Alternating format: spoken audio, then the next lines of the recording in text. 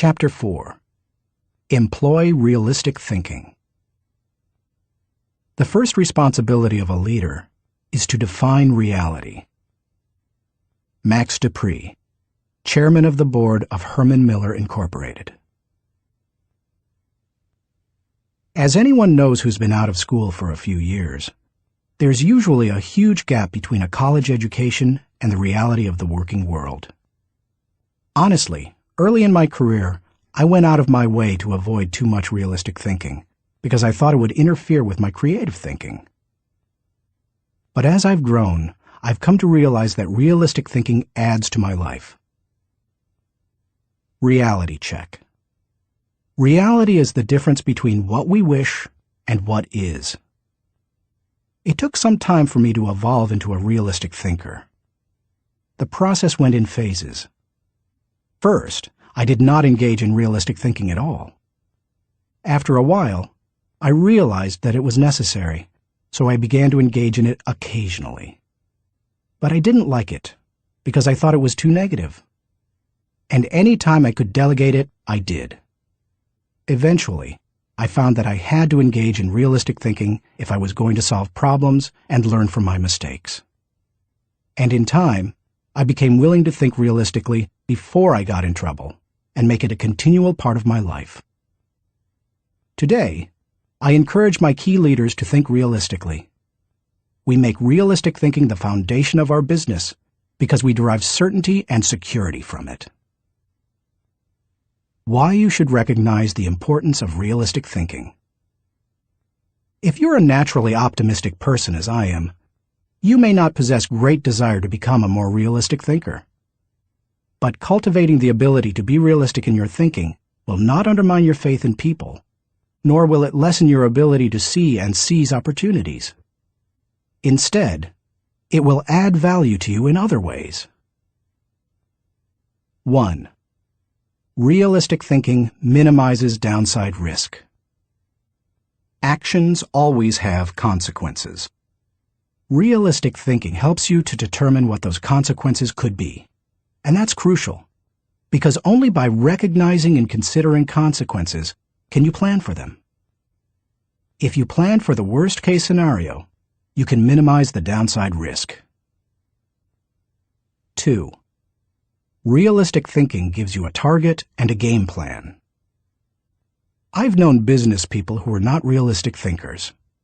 Here's the good news.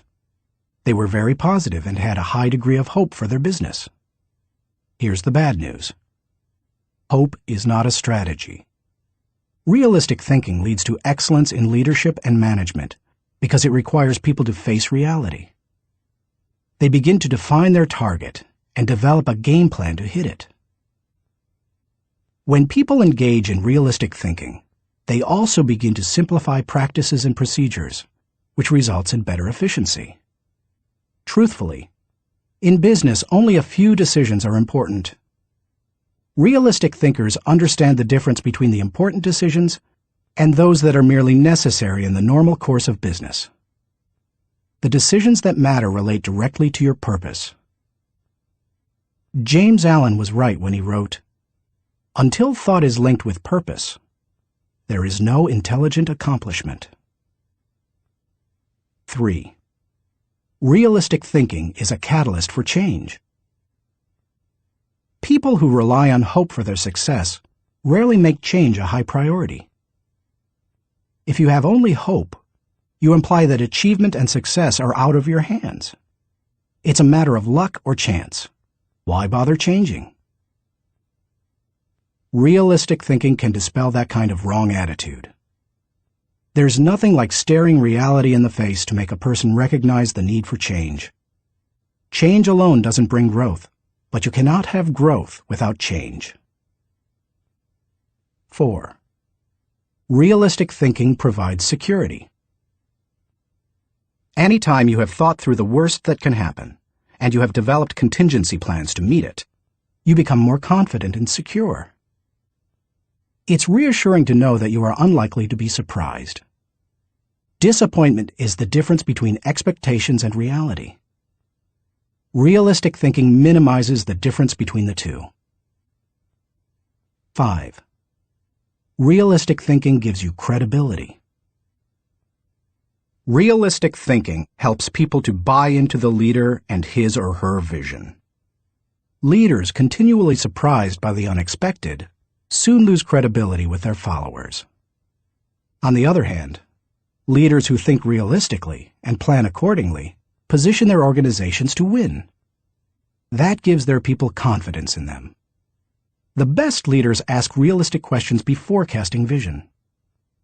They ask themselves things like, is it possible? Does this dream include everyone or just a few? Have I identified and articulated the areas that will make this dream difficult to achieve? 6. Realistic thinking provides a foundation to build on. Thomas Edison observed, "The value of a good idea is in using it." The bottom line on realistic thinking is that it helps you to make an idea usable by taking away the wish factor.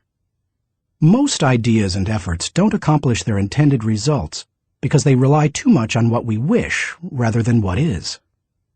You can't build a house in midair. It needs a solid foundation. Ideas and plans are the same. They need something concrete on which to build. Realistic thinking provides that solid foundation. 7. Realistic thinking is a friend to those in trouble. If creativity is what you would do if you were unafraid of the possibility of failure, then reality is dealing with failure if it does happen. Realistic thinking gives you something concrete to fall back on during times of trouble, which can be very reassuring. Certainty in the midst of uncertainty brings stability. 8. Realistic thinking brings the dream to fruition. British novelist John Galsworthy wrote, "Idealism increases in direct proportion to one's distance from the problem. If you don't get close enough to a problem, you can't tackle it. If you don't take a realistic look at your dream and what it will take to accomplish it, you will never achieve it." Realistic thinking helps to pave the way for bringing any dream to fruition. How to recognize the importance of realistic thinking. Because I'm naturally optimistic rather than realistic, I've had to take concrete steps to improve my thinking in this area. Here are 5 things I do to improve my realistic thinking. 1. Develop an appreciation for truth. I could not develop as a realistic thinker until I gained an appreciation for realistic thinking. And that means learning to look at and enjoy truth. President Harry S. Truman said, "I never give 'em hell.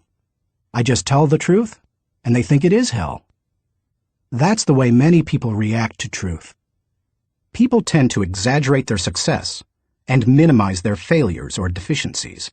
They live according to Ruckert's law, believing there is nothing so small that it can't be blown out of proportion. Unfortunately, many people today could be described by a quote from Winston Churchill. "Men occasionally stumble over the truth, but most pick themselves up and hurry off as if nothing has happened." More recently, television journalist Ted Koppel observed, "Our society finds truth too strong a medicine to digest undiluted. In its purest form, truth is not a polite tap on the shoulder. It is a howling reproach." In other words, the truth will set you free, but first, it will make you angry. If you want to become a realistic thinker, however, you need to get comfortable dealing with the truth and face up to it. 2. Do your homework. The process of realistic thinking begins with doing your homework. You must first get the facts. Former governor, congressman, and ambassador Chester Bowles said, "When you approach a problem, strip yourself of preconceived opinions and prejudice. Assemble and learn the facts of the situation. Make the decision which seems to you to be the most honest, and then stick to it. It doesn't matter how sound your thinking is if it's based on faulty data or assumptions. You can't think well in the absence of facts or in the presence of poor information." You can also find out what others have done in similar circumstances. Remember, your thinking doesn't necessarily have to be original. It just has to be solid. Why not learn all you can from good thinkers who have faced similar situations in the past? Some of my best thinking has been done by others. 3. Think through the pros and cons. There's nothing like taking the time to really examine the pros and cons of an issue to give you a strong dose of reality. It rarely comes down to simply choosing the course of action with the greatest number of pros, because all pros and cons do not carry equal weight. But that's not the value of the exercise anyway. Rather, it helps you to dig into the facts, examine an issue from many angles, and really count the cost of a possible course of action. 4. Picture the worst-case scenario. The essence of realistic thinking is discovering, picturing, and examining the worst-case scenario. Ask yourself questions such as, what if sales fall short of projections? What if revenue hits rock bottom? Not an optimist's rock bottom, but real rock bottom. What if we don't win the account? What if the client doesn't pay us? What if we have to do the job short-handed? What if our best player gets sick? What if all the colleges reject my application? What if the market goes belly up? What if the volunteers quit? What if nobody shows up? You get the idea. The point is that you need to think about worst-case possibilities, whether you are running a business, leading a department, pastoring a church, coaching a team, or planning your personal finances. Your goal isn't to be negative or to expect the worst, just to be ready for it in case it happens. That way, you give yourself the best chance for a positive result, no matter what. If you picture the worst case and examine it honestly, then you really have experienced a reality check. You're ready for anything. As you do that, take the advice of Charles Hole, who advised, deliberate with caution, but act with decision, and yield with graciousness, or oppose with firmness. 5. Align your thinking with your resources. One of the keys to maximizing realistic thinking is aligning your resources with your objectives. Looking at pros and cons and examining worst-case scenarios will make you aware of any gaps between what you desire and what really is. Once you know what those gaps are, you can use your resources to fill them. After all, that's what resources are for. Super Bowl, Superdome, Super Security. Our country received lessons in realistic thinking following the tragedy of September 11, 2001. The destruction of the World Trade Center buildings in New York City far surpassed any worst-case scenarios that anyone might have envisioned. In the wake of that event, we now find that we don't have the luxury of avoiding or neglecting realistic thinking. I was reminded of that on Sunday, February 3, 2002, when I attended the Super Bowl in New Orleans, Louisiana. I had been to the big game twice before to root for the home team, first San Diego and later Atlanta, and had seen both teams lose. But I had never been to a game like this. The occasion had been designated a national security special event. That meant that the U.S. Secret Service would be overseeing it. Military personnel would work with local law enforcement, and security would be of the highest caliber. The Secret Service brought in several hundred agents and secured the area.